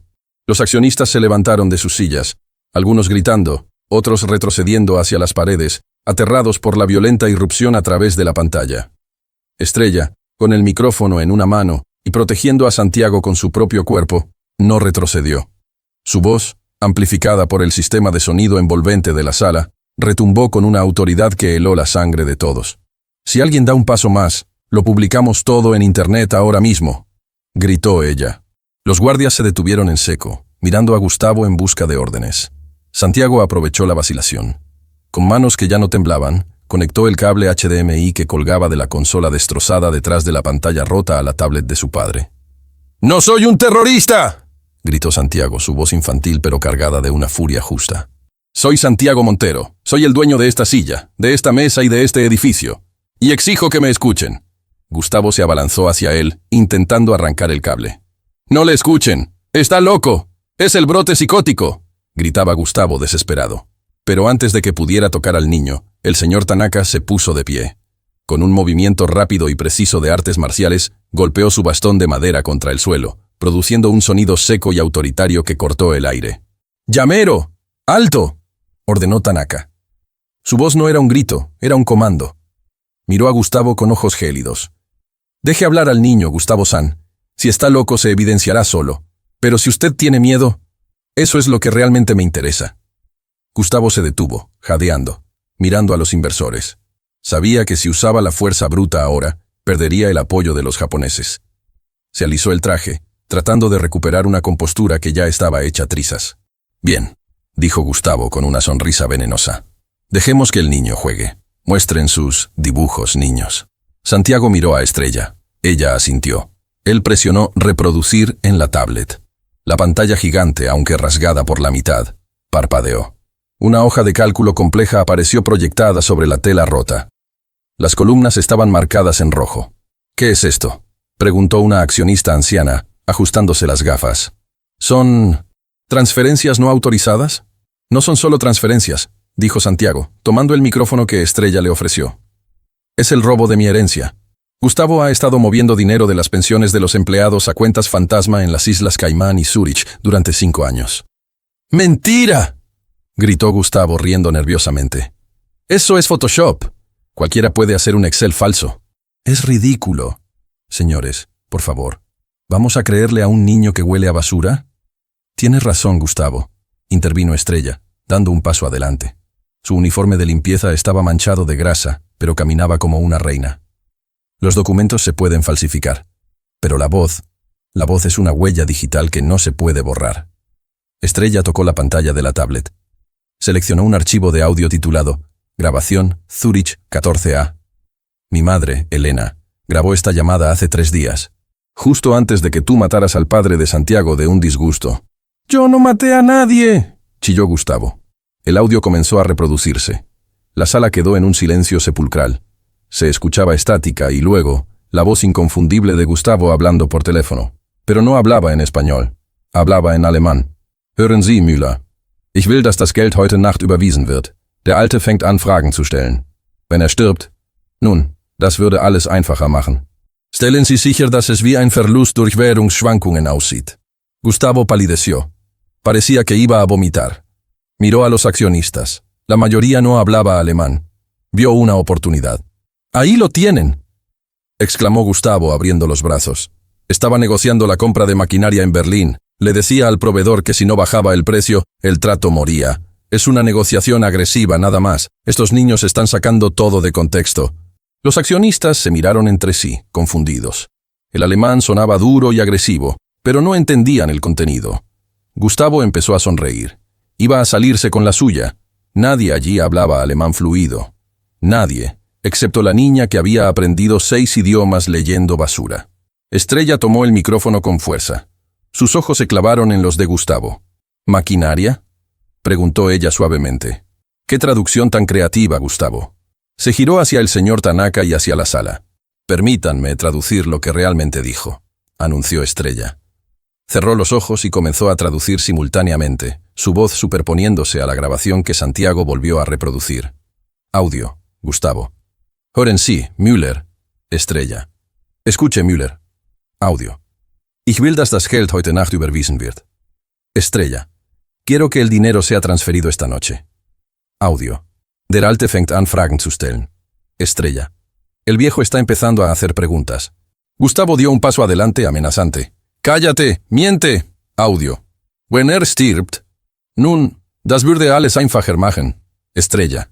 «Si él muere, bueno, eso haría todo más fácil». Un grito ahogado recorrió la sala. Santiago sintió que las lágrimas le quemaban los ojos, pero no las dejó caer. Ahí estaba. La confesión. Audio. «Stellen Sie sicher, Das es wie ein Verlust durch Währungsschwankungen aussieht. Estrella.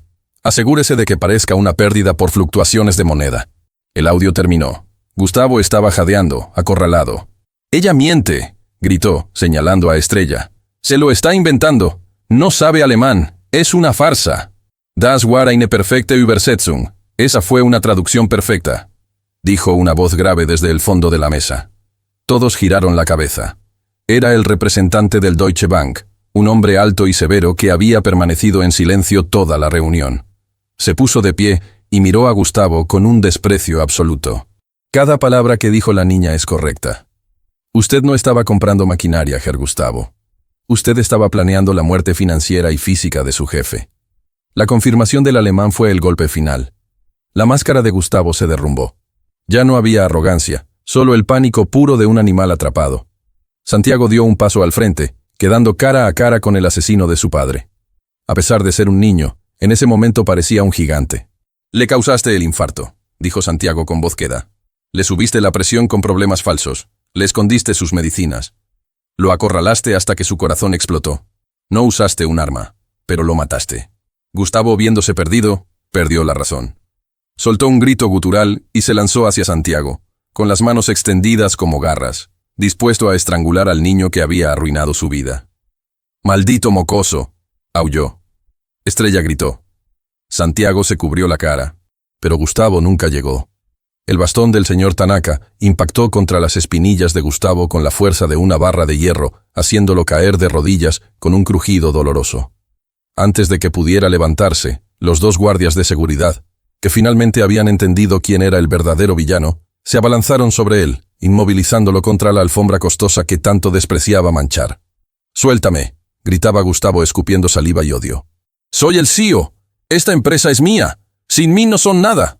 En ese preciso instante, las puertas principales de la sala de juntas se abrieron de par en par. Pero esta vez no fue una entrada caótica. Fue una entrada solemne, casi cinematográfica. 4 oficiales de la Policía Federal entraron con armas largas, seguidos por un detective de civil que llevaba la memoria USB que Estrella había enviado por correo esa misma mañana. «Gustavo Bermúdez», dijo el detective, mostrando una orden judicial.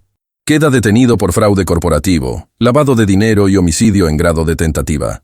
Y créame, tenemos pruebas suficientes en este USB para encerrarlo hasta que ese niño tenga nietos». Gustavo fue levantado bruscamente. Sus esposas de oro y gemelos de diamante fueron reemplazados por acero frío. Mientras lo arrastraban hacia la salida, pasó junto a Santiago. «Esto no se acaba aquí», escupió Gustavo. «Vas a hundir la empresa. Eres un niño débil». Santiago lo miró a los ojos, tranquilo, limpiándose una mancha de grasa de la mejilla. «Soy un niño», admitió Santiago, «pero no soy débil, porque no estoy solo. Llévenselo». Cuando Gustavo desapareció por el pasillo, gritando obscenidades, la tensión en la sala se disipó, reemplazada por un silencio de asombro. Los accionistas, hombres y mujeres poderosos, miraban a los dos niños en uniformes de limpieza con una mezcla de vergüenza y admiración. Pero la escena no había terminado.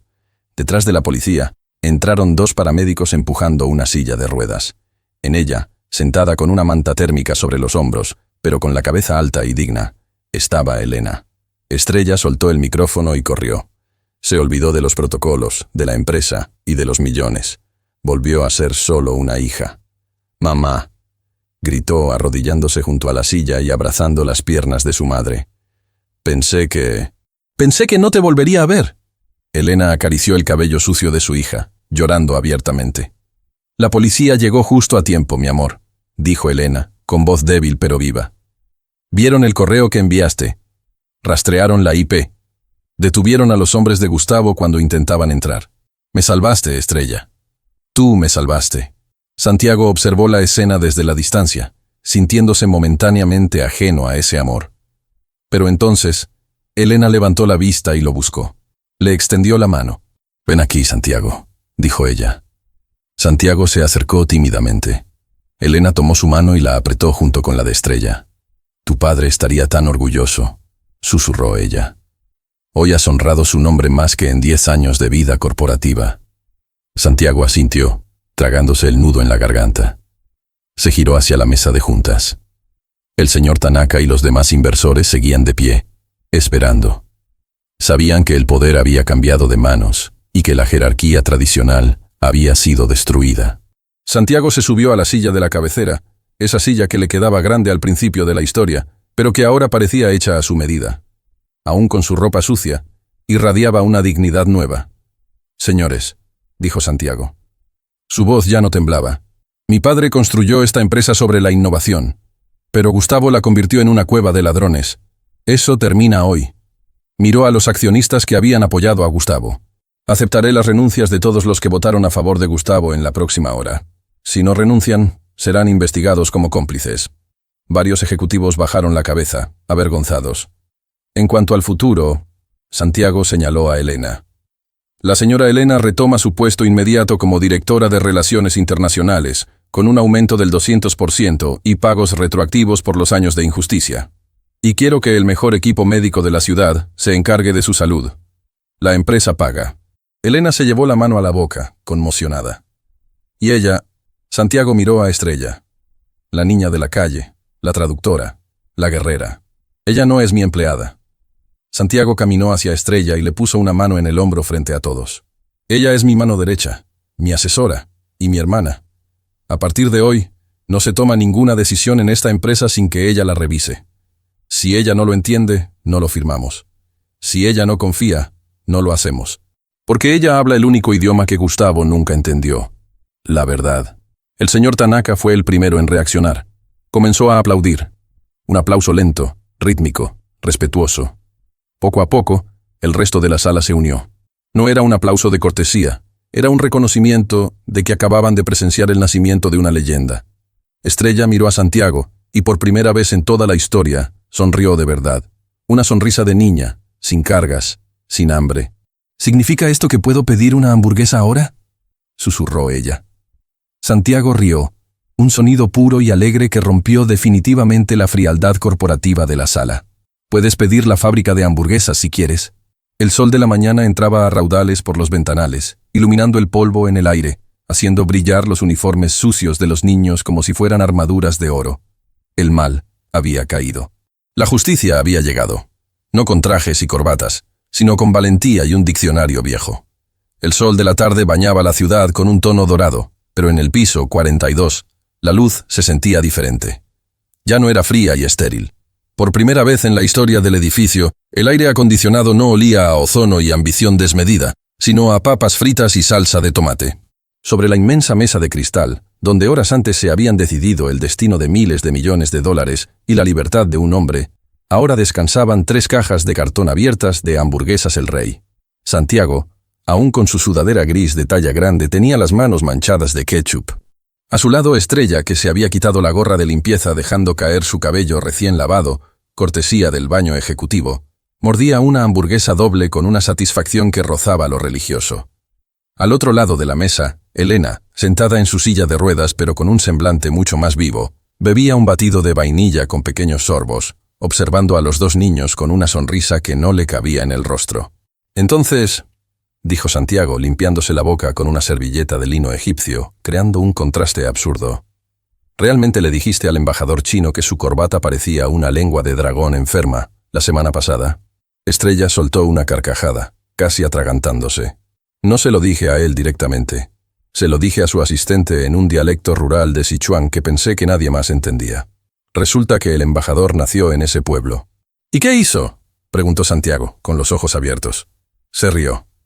«Me dijo que tenía razón, y me dio una propina de $100. Con eso compramos los libros de medicina para mamá ese mes».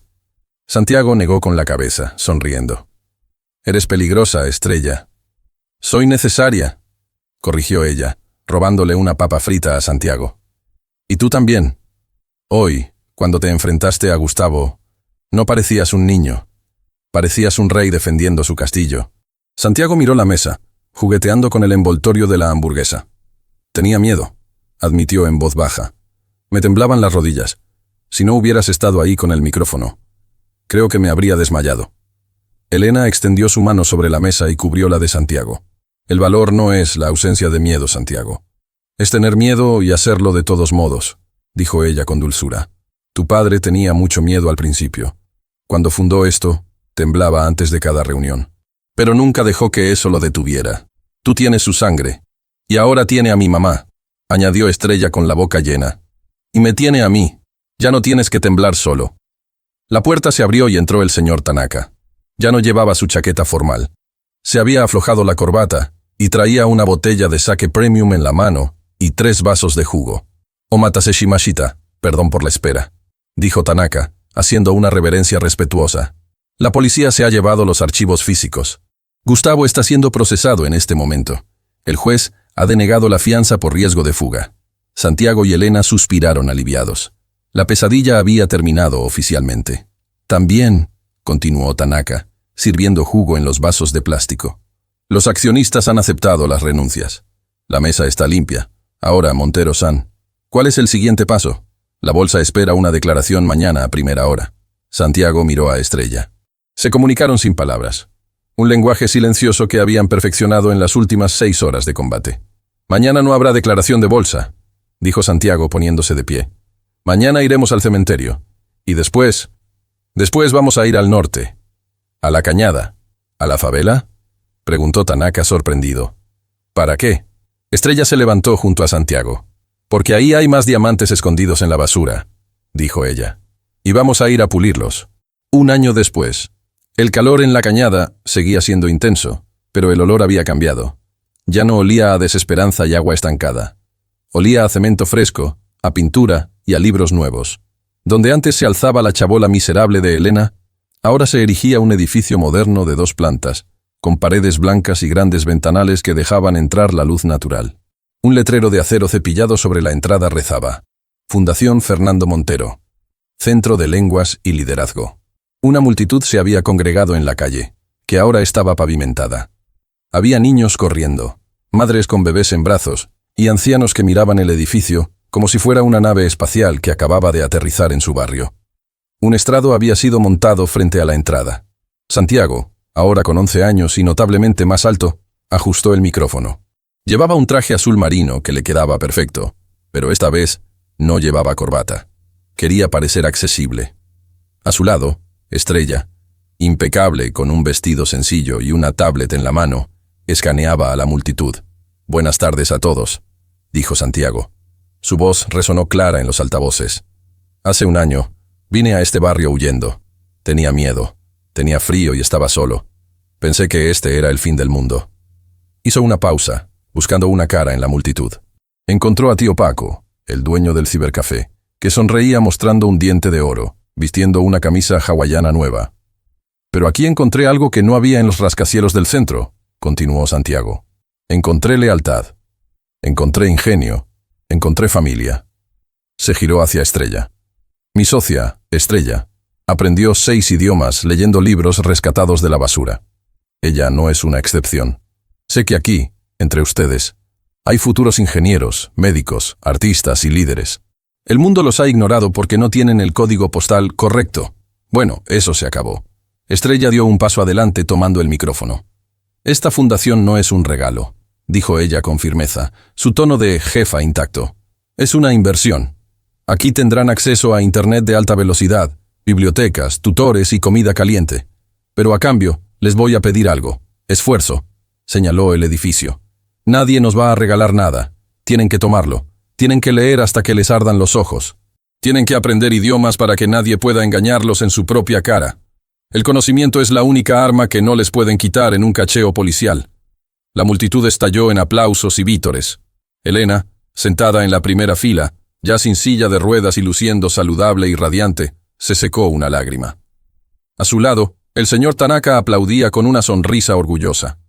El corte de cinta fue simbólico. No usaron tijeras de oro. Santiago y Estrella desataron un nudo hecho con soga vieja, la misma soga que habían usado para escalar una cerca la noche de su huida. Al caer la cuerda, las puertas se abrieron y los niños de la cañada entraron corriendo, sus ojos brillando al ver las estanterías llenas de libros que no estaban rotos, computadoras que encendían rápido y mesas donde podían estudiar sin miedo a la lluvia. Horas más tarde, cuando el sol comenzaba a ponerse, Santiago y Estrella se escaparon de la recepción oficial. Subieron a la azotea del nuevo edificio, desde donde se podía ver toda la ciudad. Las luces pobres del barrio a sus pies y, a lo lejos, los rascacielos brillantes del centro financiero.